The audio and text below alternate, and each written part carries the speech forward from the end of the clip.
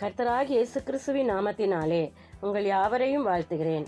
நாம் தியானிக்கும் வசனம் சங்கீத புஸ்தகம் 69ஆம் அதிகாரம் 6ஆம் வசனம். சேனைகளின் கர்த்தராகிய ஆண்டவரே, உமக்காக காத்திருக்கிறவர்கள் என் நிமித்தம் வெட்கப்பட்டு போகாதிருப்பார்களாக. இஸ்ரவேலின் தேவனே, உம்மை தேடுகிறவர்கள் என் நிமித்தம் நாணம் அடையாதிருப்பார்களாக. இந்த சங்கீதத்தை எழுதின சங்கீதக்காரன் அநேக விண்ணப்பங்களை தேவனுக்கு முன்பாக வைக்கிறார்.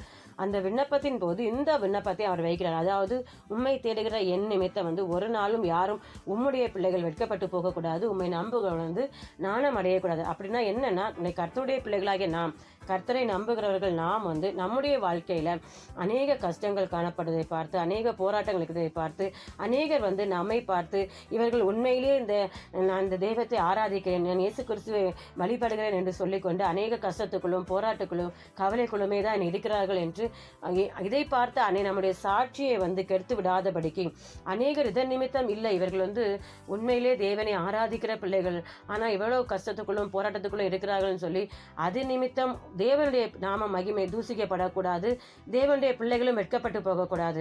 அதுபோல நம்முடைய வாழ்க்கையில கர்த்தர் அநேக அற்புதங்களை செய்வார் என்ற கர்த்தரை தேடுகளுடைய நம்பிக்கை நாணம் அடையக்கூடாது.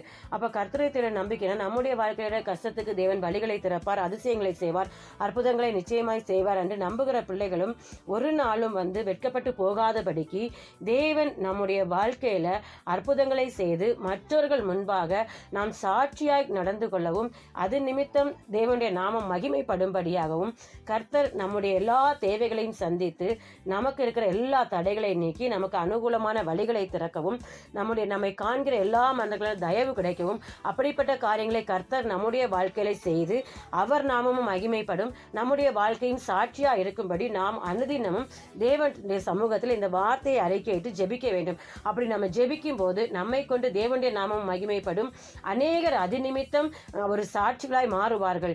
நாம் அப்படி ஜெபிப்போம். கர்த்தர் நம்மை ஆசீர்வதிப்பார். அன்பின் பரலோக பிதாவே, நன்றியோடு துதிக்கிறோம், சோத்தரிக்கிறோம் தகப்பனே.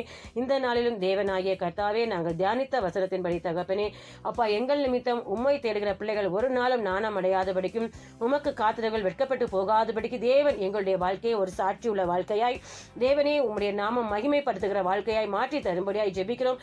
தேவன் தாமே அற்புதங்களை செய்து வழிநடத்துவீராக. கர்த்தராகிய இயேசுவின் நாமத்தில் ஜெபிக்கிறோம் நல்ல பிதாவே, ஆமேன். கர்த்தர் உங்களை ஆசீர்வதிப்பாராக.